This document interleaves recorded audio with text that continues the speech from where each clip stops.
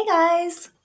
Hope you're all having a good morning. I am here to talk to you about My Little Pine, which I'm doing a review on the blog, and I wanted you guys to be able to see it as well. So I kind of talk about in the blog a little bit this frame here, which I did mention that the frame comes on every page. So every page of text. So that's kind of a cool thing that's in this book. And then I did also want to point out to you guys what the mirror page looks like, because I mentioned that was really cool. And this was probably my 3-year-old's favorite part there. So it's a mirror, but it's like a blurry kind of mirror. It doesn't actually really you can't sit there and pick your teeth or something with that. But I wanted to just kind of give you guys also an idea of what the illustrations are like. Here's a good one. So I really like how this illustrator does the trees and stuff here, and they do a pretty good job on the squirrels too. But I didn't kind of think that the people were like super amazing. Let me just show you one of the pages with people in it. They weren't bad. Certainly better than I could do by all means, but where is a person? Here we go, toward the back. What am I thinking? Yeah, here we go. So that gives you an idea sort of how the people came out. And, definitely not that illustrator's strong point, I think. But this is a cute book. I did say that, the story overall I liked. I think it's a good message.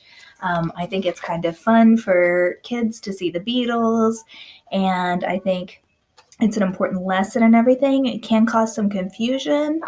And I think it really could have used a lot of editing, like I say in the blog, but I wanted to give you guys an idea.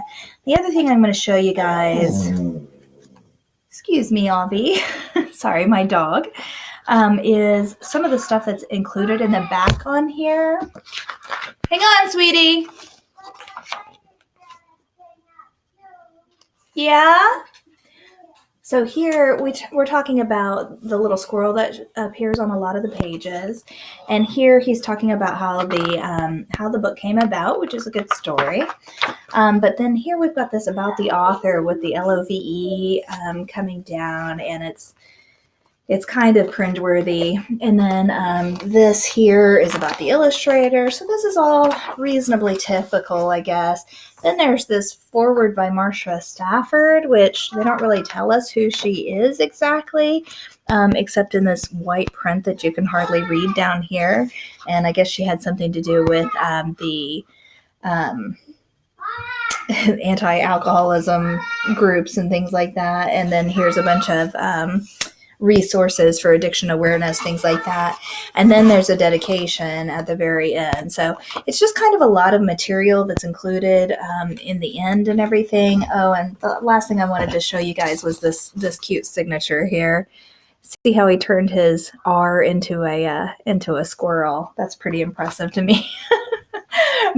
Again, with the illustrations, obviously I'm not much of an illustrator myself, so for me to say like, oh, the illustrations are not exceptional is to be taken with a grain of salt. I'm just comparing it to some of the other, more mass-produced stuff. So that's not exactly fair either, because indie authors obviously don't have the same resources that big publishers do.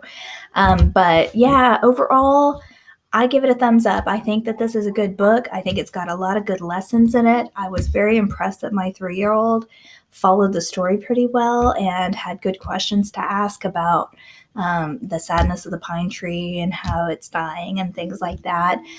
So it brings up a lot of big important topics, Christianity and death and resurrection and, something good coming out of something bad and, second chances, and even just things like planting a tree, because he was really interested in planting a tree after this. So I guess I'm going to have to make that happen, which I haven't done yet. But I just wanted to give you guys an idea of what the book looks like. I don't want to keep you too long, so I hope you all have a great day, and we'll see you soon. Bye.